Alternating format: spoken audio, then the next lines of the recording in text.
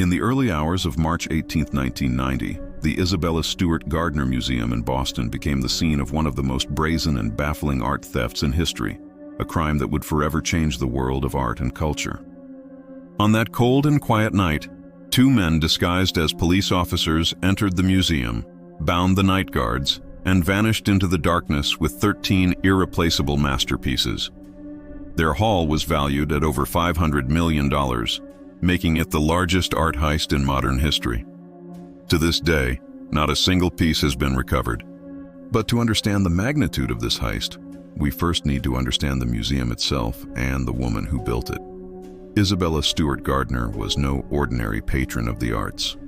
Born into wealth in 1840s New York City, she was known for her independent spirit, her eccentric personality, and her insatiable passion for collecting art. After marrying John Gardner, she moved to Boston and began traveling the world, acquiring an extraordinary array of paintings, sculptures, textiles, and manuscripts. She was fascinated by European art, especially the old masters, and had a vision to build a museum that felt more like a Venetian palazzo than a traditional gallery. In 1903, she opened the Isabella Stewart Gardner Museum.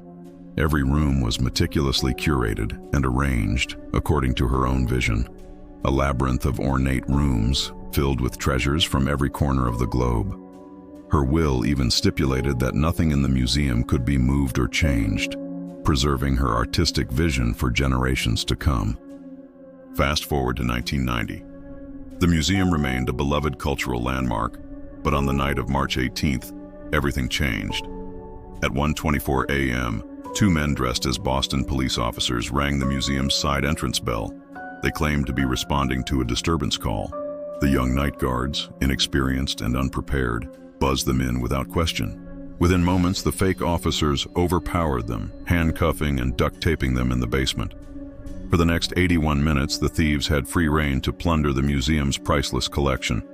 But they didn't take everything. They were selective, even seemingly deliberate, in what they chose.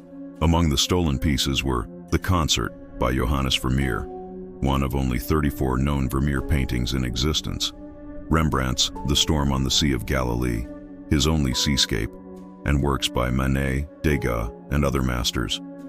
They even took a small bronze eagle finial from the top of a Napoleonic flagpole. Oddly, they left behind works even more valuable, including Titian's The Rape of Europa and a Michelangelo.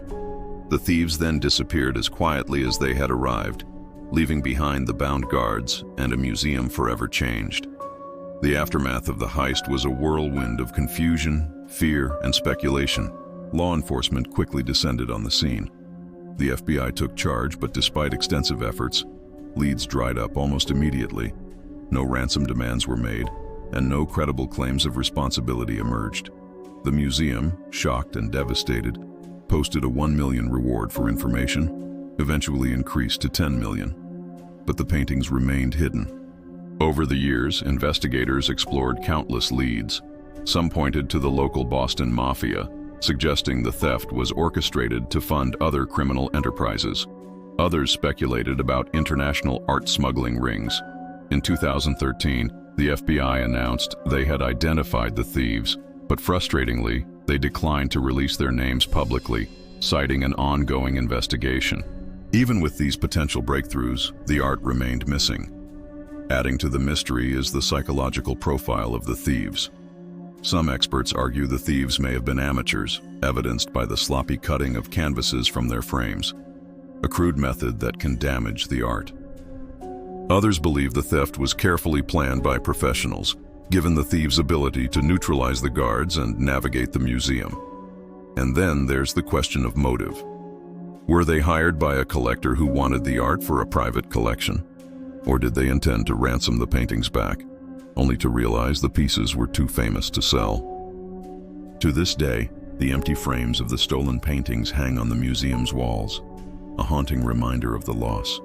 The museum's director has said that they keep the frames as placeholders, hoping the artworks will one day be returned and restored to their rightful places.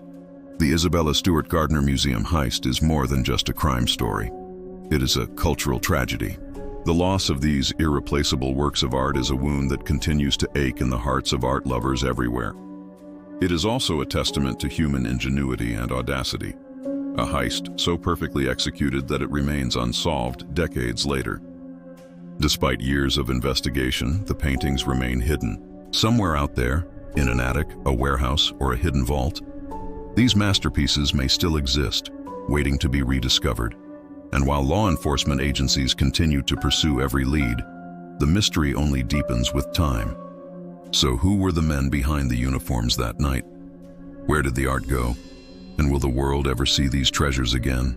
The answers may still be out there, waiting to be found. Until then, the Isabella Stewart Gardner Museum heist remains one of the most compelling, tragic, and unforgettable mysteries in the world of art. Thanks for watching. If you enjoyed this deep dive, don't forget to subscribe.